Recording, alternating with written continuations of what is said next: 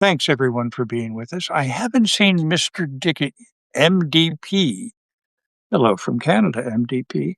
I haven't seen Mr. Dickens sign on. The section we read tonight is at his suggestion. It is opening day. Happy Today? opening Oh, day. how wonderful. Technically, it was yesterday. Tomorrow will be opening day at Wrigley Field, where like sleet is expected. But typically how the Rebecca Carr, Lori Tierney, Reverend Flowers. Hi there, Andy Fugit. Hi there, John Mahoney. Oh, you heard my promo for WUWM. Well, thank you. What One of was my the favorite promo? shows. Like, just hi. Oh, it's Pledge Week. Yes, of We're course. here for you. Wait, really? Yes. Yeah. You're It's here Pledge for Week. us? Yes. Well, it's you metaphor. Yeah. Perfect weather in Philadelphia. Good. It's always sunny in Philadelphia, isn't it? Yeah. Yeah, I hear something about that. Hi there, Rob Rankin. So, Roger Angel, a great lifetime New Yorker writer, got into his 90s, left us not long ago. I had the honor of interviewing him a few times over the years. Oh, we have somebody joining us from Albania. Well, hi there, CJ. Hello. Welcome to Open Book. We're Yes. delighted you're here. We were a favorite of Mother Teresa's, another Albanian. I made that up, but I mean, But what time is it? You were a favorite. yeah. I did make her laugh. Not so many people can say that. Hi there, Tom Merce. So we are going to read Roger Angel from opening day. This is 1973, but we'll see a lot of it, if not all of it, is yes, there I go. You're right. Forgive me. Oh, a Yes, Peace sir. Corps volunteer. Oh, well, very good to be with you. Thank you. So let me read what Roger Angel says, because we find, quite an international group, Elise. This will be Roger Angel on opening day, and he begins by saying, sports are too much with us.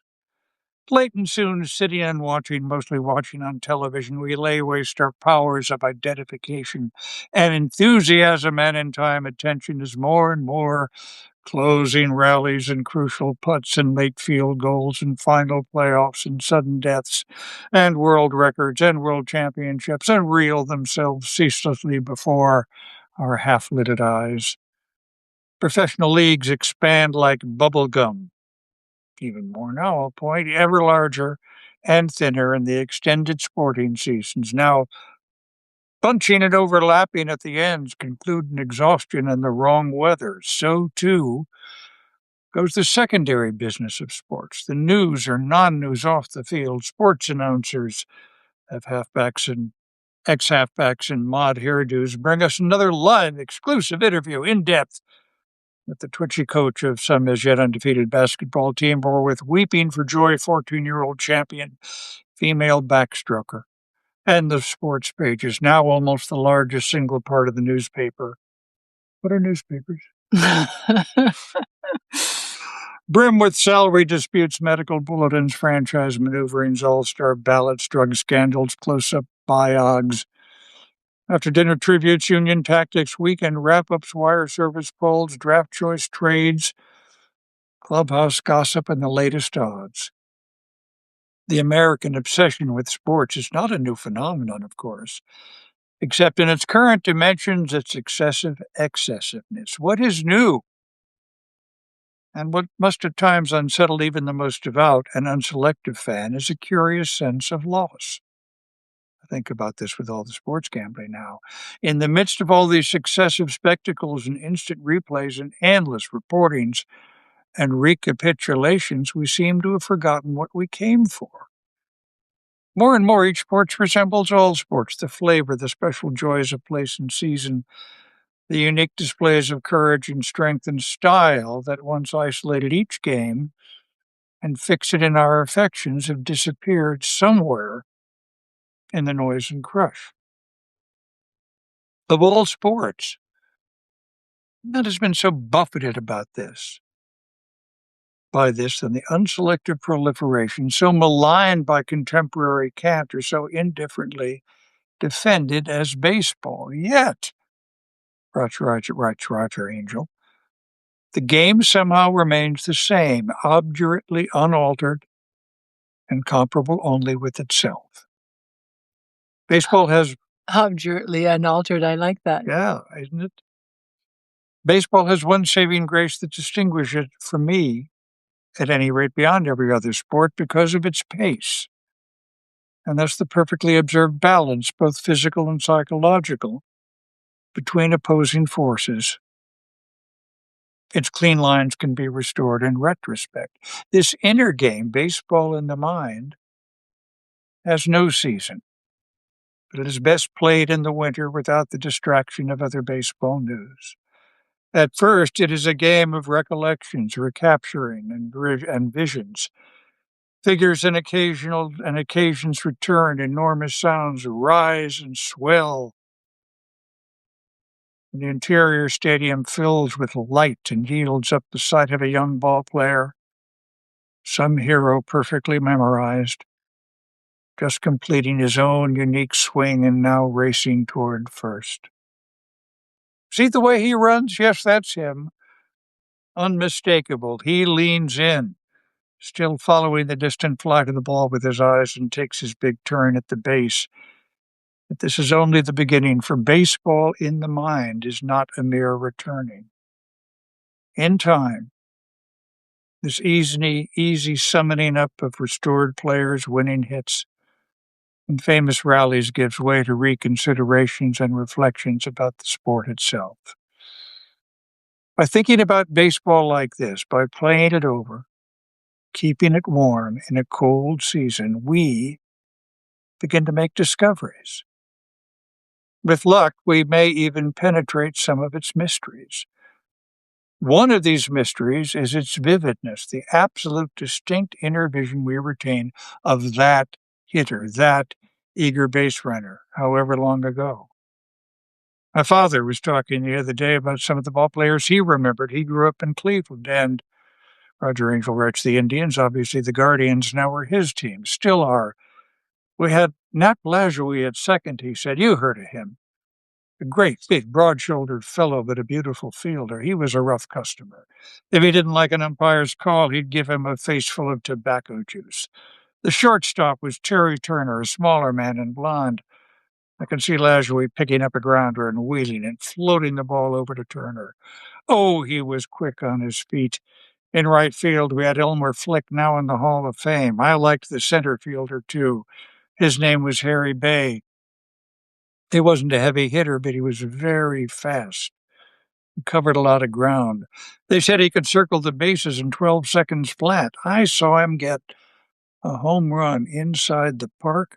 The ball hit on the infield and went right past the second baseman and out to the wall, and Bay beat the relay. I remember Eddie Joss, our great right-hander, tall and elegant. I once saw him pitch a perfect game. He died young. Any fan, as I say, can play this private game, extending it to extraordinary varieties and possibilities. Ruth bats against Sandy Koufax or Sam McDowell. Shohei Ohtani would be my current pick. Hubble pitches to Ted Williams, and the kid, grinding the bat in his fist, twitches and blocks his hips with the pitch. He holds off, but some still follows the ball, leaning over and studying it like some curator as it leaps in just under his hands. Why this vividness, even from an imaginary confrontation? I have watched many other sports, and I have followed some football, hockey, tennis, with eagerness. But none of them yields these permanent interior pictures, these ancient and precise excitements. Baseball, I must conclude, is intensely remembered because only baseball is so intensely watched. The game forces intensity upon us. In the ballpark, scattered across an immense screen, each player is isolated in our attention, utterly visible. Watch that fielder just below us. Little seems to be expected of him. He waits in easy composure, his hands on his knees. When the ball at last soars or bounces out to him, he seizes it and dispatches it with a swift, haughty ease. It all looks easy, slow, and above all, safe. Yet we know better, for what is certain in baseball is that someone, perhaps several people, will fail. They will be searched out, caught in the open, and defeated, and there will be no confusion about it or sharing of the blame. This is sure to happen because what baseball requires of its athletes, of course, is nothing less than perfection, and perfection cannot be eased or divided. Every moment of every game, from first pitch to last, is measured and recorded against an absolute standard, and thus each success is also a failure. Credit that strikeout to the pitcher, but also count it against the batter. Mark this run unearned because the left fielder bobbled the ball for an instant and a runner moved up. Yet faced with this sudden and repeated presence of danger, the big league player defends himself with such courage and skill that the illusion of safety is sustained. Tension is screwed tighter and tighter as the certain downfall is postponed again and again. So when disaster does come, a half-top infield hit, a walk on a close 3-2 call, a low drive up the middle that eludes the diving shortstop, we rise and cry out. It is spontaneous, inevitable, irresistible. This is a difficult game. It is so demanding that the best teams and the weakest teams can meet on almost even terms, with no assurance about the result of any one game. March 1962, in St. Petersburg, the world champion Yankees played for the first time against the newborn New York Mets, one of the worst teams of all time, in a game that each badly wanted to win. The winner, to nobody's real surprise. You want to guess? Me. The Mets! In 1970, the world champion Orioles won 108 games and lost 54.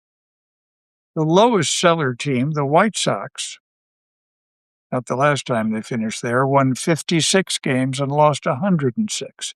This looks like an enormous disparity. But what it truly means is that the Orioles managed to win 2 out of every 3 games they played, while the White Sox won 1 out of every 3. The third game made the difference, and a kind of difference that can be appreciated when one notes that the winning margin given up by the White Sox to all their opponents during the season averaged 1.1 runs per game. Each inning of baseball's slow-searching time span, each game of its long season is essential to the disclosure of truth.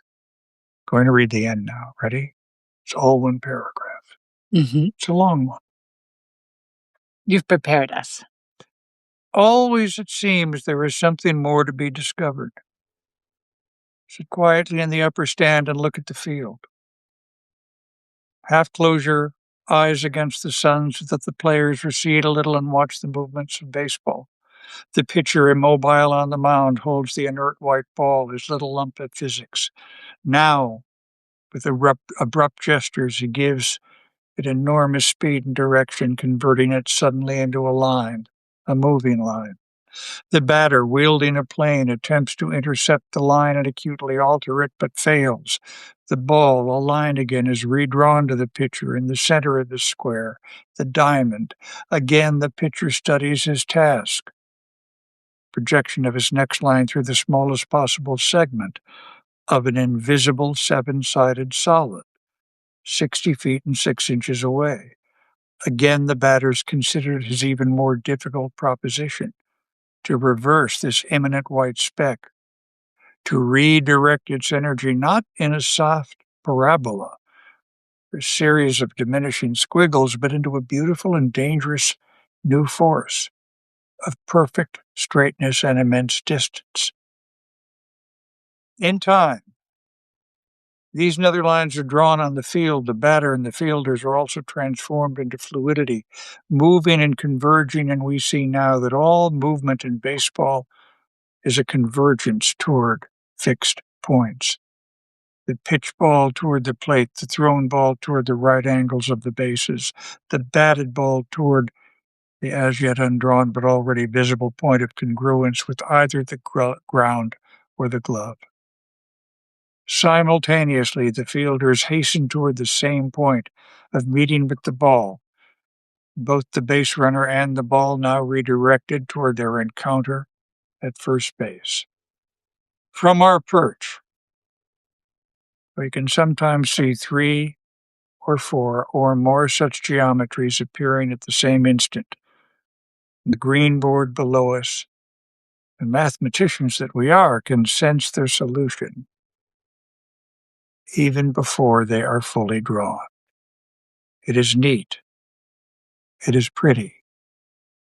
It is satisfying. Scientists speak of the profoundly moving aesthetic, the beauty of mathematics, and perhaps the baseball field is one of the few places where the rest of us can glimpse this mystery. What book are you reading from? The Summer Game. The Summer Game. Which is a collection of some of his essays from the New York. Do they have baseball teams in New York? That's Ones what you that we call a care baseball about. team, yeah. As opposed to, Well, thank you for soccer. saying that, Rob Rankin. That's very nice of you. So, thanks for joining us tonight on our open book. Very good to be with you. If things hold, I believe we have a guest tomorrow night. We do. The great Annabelle Gurich, and I believe her book is already on the USA Today bestseller list. Oh, Fourth wonderful. printing.